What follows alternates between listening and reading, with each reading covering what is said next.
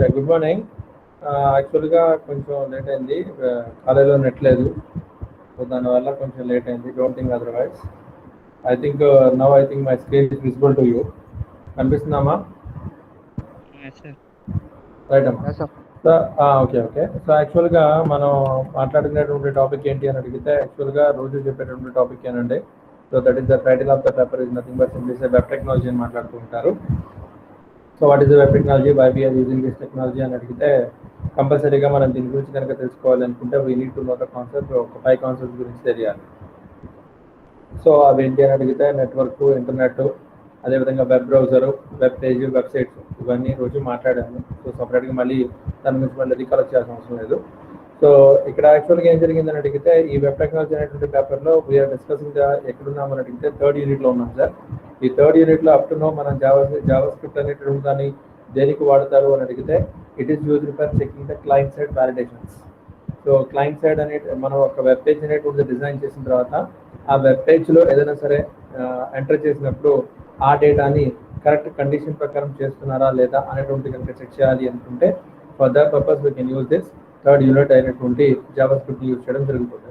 So the main purpose of Java script is used for validate the client side web page.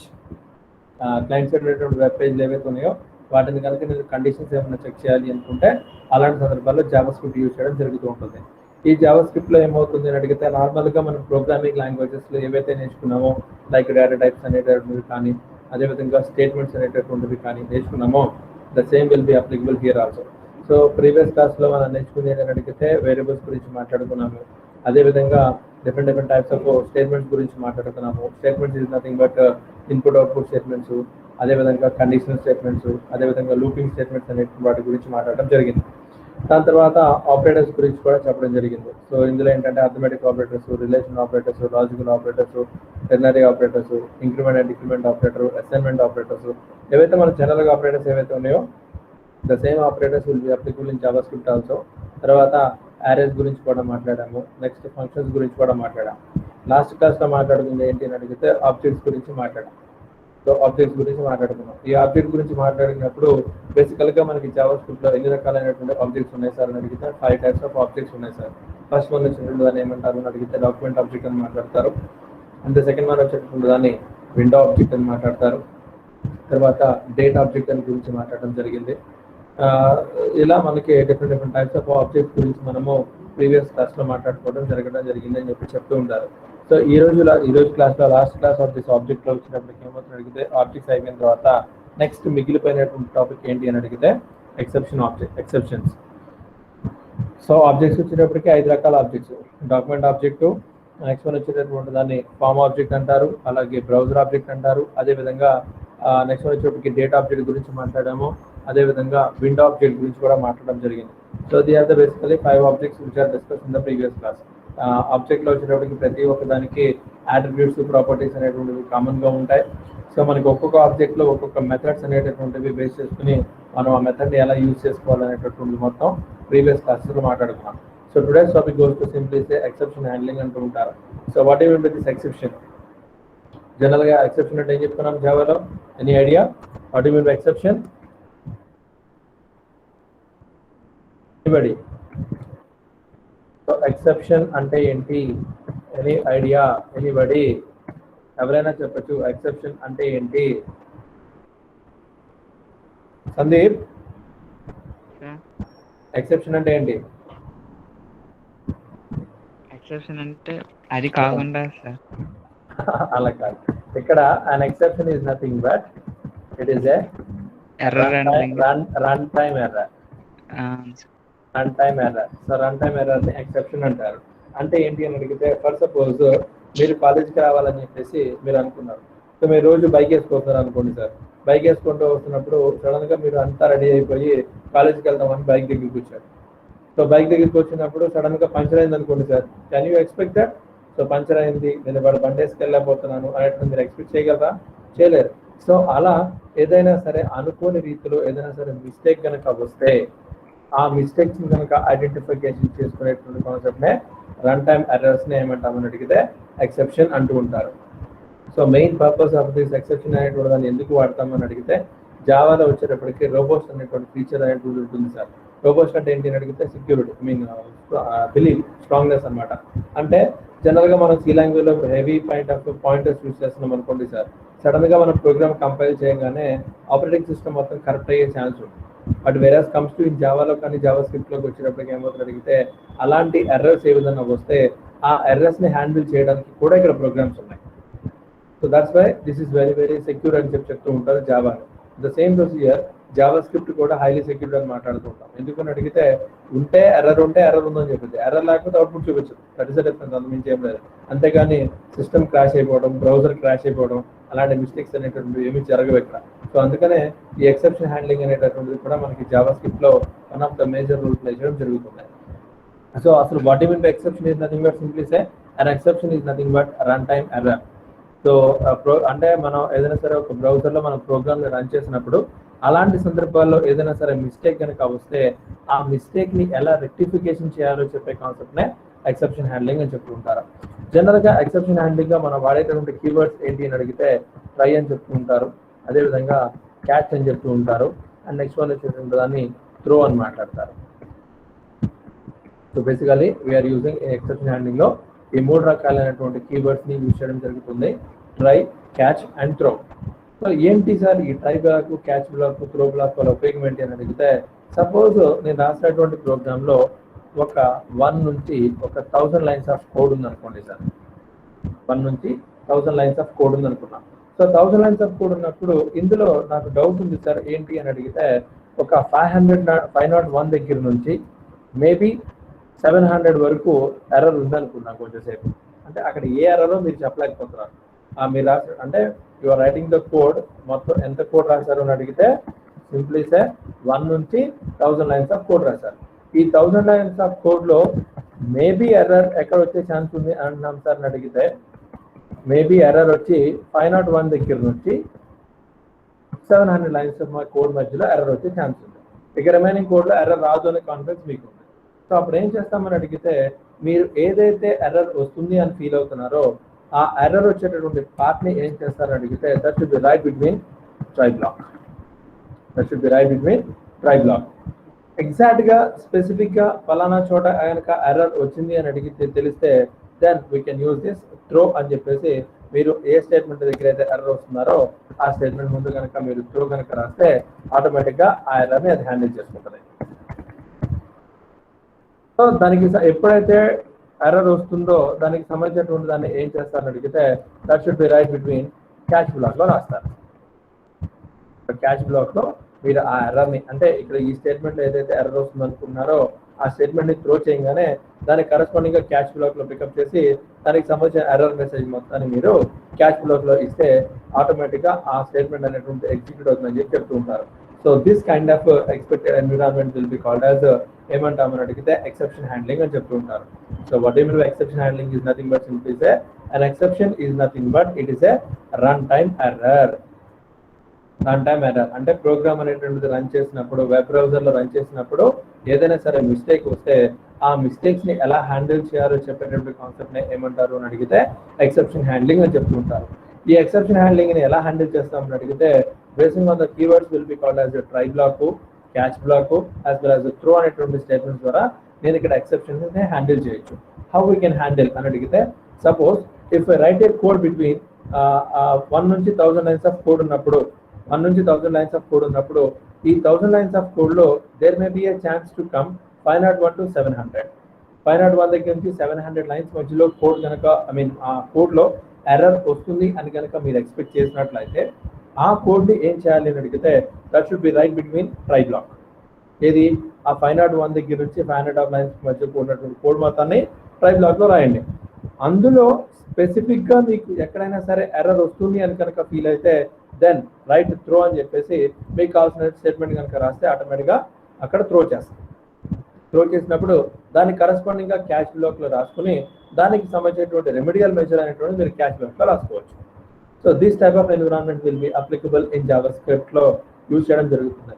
మరి దీన్ని real time ఎన్విరాన్మెంట్లో ఎక్కడ వాడతాం sir అని అడిగితే, for that purpose I write one program here. So this is exception handling. So దీనికోసం ఒక exception handling రాసింది sir. ఇందులో ఏం చేస్తామని అడిగితే నార్మల్గా మనకి వెబ్ పేజ్ ఏదైతే ఉందో ఆ వెబ్ పేజ్లో ఒక ఫామ్ క్రియేట్ చేసి కీబోర్డ్ నుంచి ఒక వాల్యూ తీసుకుని దాన్ని స్క్రీన్ మీద చూపించాలని చెప్పేసి రాసినటువంటి కోడింగ్ అండి. ఇందులో ఏంటి అని అడిగితే నార్మల్గా HTML మామూలే, body is nothing but is also common.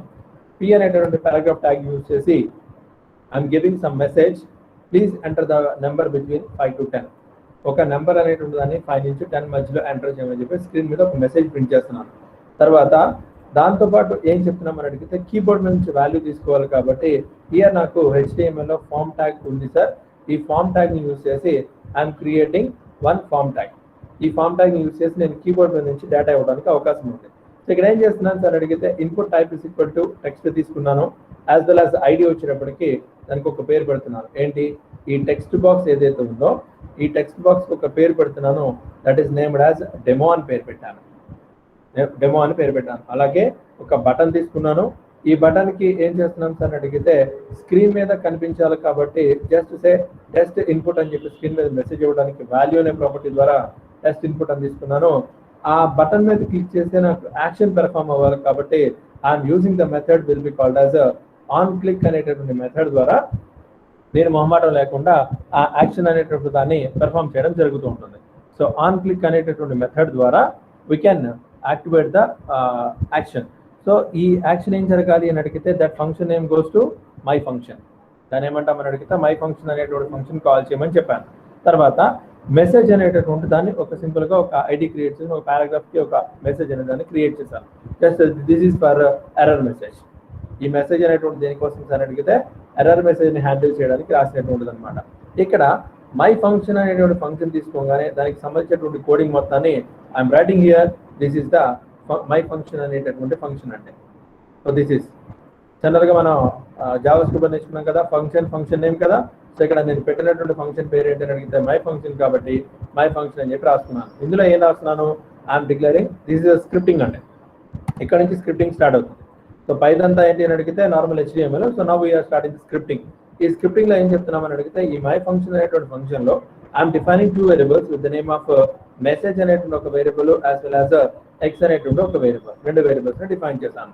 Define చేసిన తర్వాత ఈ మెసేజ్ అనేటువంటి వేరియబుల్ లోకి ఐఎమ్ పాసింగ్ ఏంటి, ఇక్కడ నుంచి ఏదైనా సరే మెసేజ్ వస్తే దాన్ని తీసుకోవడానికి document dot get element by ID అనేటటువంటి కాంపోనెంట్ ద్వారా, డాక్యుమెంట్ అనేటువంటి ఆబ్జెక్ట్ కదా, ఇందులో గెట్ ఎలిమెంట్ బై ఐడి అనేటటువంటి మెథడ్ ద్వారా నేను ఏదో ఒక మెసేజ్ని తీసుకోమని చెప్పాను. సో అదేవిధంగా సపోజ్ ఇక్కడ నేను కీబోర్డ్ నుంచి వాల్యూ తీసుకున్నాను అనుకోండి సార్, అందుకోసం ఏం చేస్తున్నాను, document dot get element by ID అని చెప్పేసి ఇక్కడ ఏదైతే పేరు పెట్టానో డెమో అని, ఆ డెమోని ఇక్కడ తీసుకుని డాట్ వాల్యూ అన్నాను. డాట్ వాల్యూ అనగానే టెక్స్ట్ బాక్స్ ఉంది, ఆ టెక్స్ట్ బాక్స్ నేను ఏదైతే వాల్యూ ఇచ్చానో ఆ వాల్యూ వచ్చి ఎక్కడ ప్లేస్ అవుతుంది సార్ అడిగితే ఎక్స్ లో ప్లేస్ అవుతుంది. సో నౌ అప్లై చేస్తున్నాను, ఇక్కడ ఎర్రర్ మెసేజ్ అప్లై చేస్తున్నాను ఏమని, so this is the try block opening and as well as try block closing.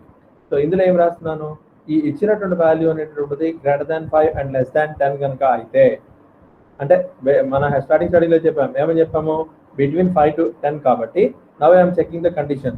If it is greater than 5 and less than 10 అయితే simple గా screen మీద document dot right అని చెప్పేసి number is valid అని చూపించాలి. ఒకవేళ ఏమి ఇవ్వకుండా జస్ట్ బటన్ ప్రెస్ చేశారు అనుకోండి సార్, అప్పుడు ఏం చూపించాలి అనుకుంటే ఎంటీ అని చెప్పి స్క్రీన్ మీద మెసేజ్ రావాలి. ఎంటీ అని స్క్రీన్ మీద మెసేజ్ రావాలి. ఇచ్చిన వాల్యూ అనేటువంటిది పొరపాటున బై మిస్టేక్ ఎక్కువగా కనుక అయితే లో అని చెప్పి చూపించాలి, తక్కువైతే లో, ఎక్కువైతే హై అని చెప్పి చూపించాలి. ట్రూ అనేటువంటి స్టేట్మెంట్ ద్వారా I'm passing this kind of message. So ఈ 2 అనేటువంటి లో కానీ 2 అనేటువంటిది హై కానీ లేదా ఏమీ కొట్టకుండా జస్ట్ క్లిక్ చేస్తే ఎంటీ అనేటువంటిది కనుక వచ్చినప్పుడు వాటిని ఇక్కడ ఏం చేస్తున్నాను అడిగితే ఎర్రర్ అనేటటువంటి దానిలో తీసుకున్నాను. ఈ ఎర్రర్ అనేటువంటి దాని మీద ఏం చేస్తున్నాను అడిగితే స్క్రీన్ మీద ఇన్పుట్ అని చెప్పేసి చూపించి దాంతోపాటు నేను ఏదైతే ఎర్రర్ వచ్చిందో ఆ ఎర్రర్ అనేటువంటి స్క్రీన్ మీద చూపించడానికి కోసం రాసినటువంటి ఒక చిన్న ప్రోగ్రామ్. సో ఈ ప్రోగ్రామ్ నేను యాక్చువల్గా మీకు మెటీరియల్ కూడా ఇస్తాను, ప్రాబ్లం లేదు.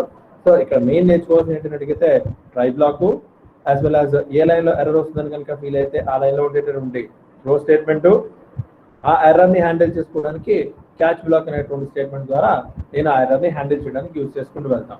ఇక్కడ ఏంటి సార్ అని అడిగితే డాక్యుమెంట్ డాట్ అనేటటువంటిది ఆబ్జెక్టు, ఇందులో గెట్ ఎలిమెంట్ బై ఐడి అనేటటువంటి మెథడ్ ద్వారా నేను ఏదైతే ఒక బాక్స్ కి టెక్స్ట్ బాక్స్ కి నేను డెమో అని పేరు పెట్టాను కాబట్టి బ్రాకెట్లో డెమో అని చెప్పేసి డాట్ వాల్యూ అన్నా. సో డాట్ వాల్యూ అనగానే ఆటోమేటిక్ ఏమవుతుంది, ఫామ్ ట్యాగ్ లో ఉండేటువంటి ఇన్పుట్ బాక్స్ లో నేను ఏదైనా వాల్యూ ఇస్తే ఆ వాల్యూ వచ్చి ఎక్కడ ప్లేస్ అవుతుంది సార్ అని అడిగితే ఎక్స్ లో స్టోర్ అవుతుంది. ఇప్పుడు ఈ ఎక్స్ లో ఉండేటువంటి కంటెంట్ ని కంపేర్ చేస్తాను. ఏమని, ఎక్స్ లో ఉండే వాల్యూ కనుక 5 కన్నా ఎక్కువ 10 కన్నా తక్కువ అయితే నెంబర్ వ్యాలిడ్ అని చూపించాలి, ఒకవేళ తక్కువ అయితే 2 లో అని చూపించాలి, ఎక్కువ కనుక అయితే 2 హై అని చూపించాలి, ఏది కాకపోతే ఎంటీ అని చెప్పి చూపించాలి. ఆ విధంగా వాటిని హ్యాండిల్ చేసుకోవడానికి క్యాచ్ ఎర్రర్ అని చెప్పి చూపించి ఆ message dot inner dot HTML ద్వారా నేను ఆ స్క్రీన్ మొత్తాన్ని చూపించి ఎర్రర్ని హ్యాండిల్ చేయడానికి రాసేటువంటి ఒక చిన్న program. This is for exception handling. I think ఇక్కడ వరకు క్లియర్ అనుకుంటున్నాను. మరి దీన్ని కనుక రన్ చేస్తే ఏం జరుగుతుంది సార్ అని అడిగితే, so now we're running the program. So అది ఎలా ఉంది అని అడిగితే దిస్ ఇస్. సో ఇదండి web page. So web page ఇచ్చినప్పుడు ఏమైంది అని అడిగితే please enter the number between 5 to 10 అని వచ్చింది. దాంతోపాటు ఫామ్ ట్యాగ్ యూస్ చేసి ఒక టెక్స్ట్ బాక్స్ పెట్టాను, తర్వాత టెస్ట్ ఇన్పుట్ అని చెప్పేసి ఒక బటన్ పెట్టాను. ఇక్కడ సపోజ్ నేను 5 అనేటువంటి వాల్యూ కనుక ఇచ్చాను, లేదా 8 అనే వాల్యూ ఇచ్చాను అనుకోండి సార్, ఆటోమేటిక్గా బటన్, ఈ బటన్ క్లిక్ చేయగానే ఆటోమేటిక్గా బటన్స్ యాక్సెప్ట్ చేసేసి సింపుల్ గా నెంబర్ ఈజ్ వ్యాలిడ్ అని చెప్పి చూపించాను. అది కదా నేను రాసింది. సో ఏం రాసాము కోడింగ్ అని అడిగితే మనం రాసినటువంటి కోడింగ్ లో కూడా సేమ్ అదే ఉంది. ఏంటి, ఇదిగోండి సార్, నెంబర్ ఈజ్ వ్యాలిడ్ అని చెప్పి స్క్రీన్ మీద చూపించాను. ఈ విధమైనటువంటి ఎన్విరాన్మెంట్ లో కనుక నేను ఎక్సెప్షన్ హ్యాండ్లింగ్ కనుక చేయాలి అనుకుంటే we can done this.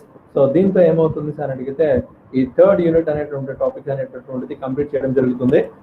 So that is the end of the third unit. Next will continue the fourth unit, DHTML Java script గురించి మాట్లాడడం జరుగుతుంది. రేపటి క్లాస్ లో చెప్తాను. సో దీంతో థర్డ్ యూనిట్ కంప్లీట్ అయింది. If you have any doubts please అడగండి. Sir మిమ్మల్ని అడిగా, ఏదైనా డౌట్ ఉంటే అడగండి, లేదనుకుంటే స్టాప్ చేసుకుంటా.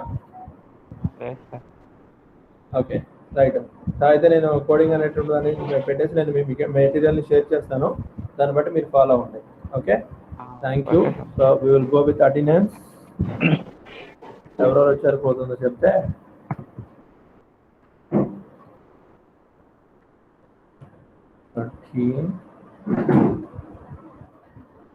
Sandeep okay, next Padma okay, Bharat okay, next Vasu sir. Vasu, Bharat Vasu okay right అమ్మా. అయితే okay, thank you. Thank you sir.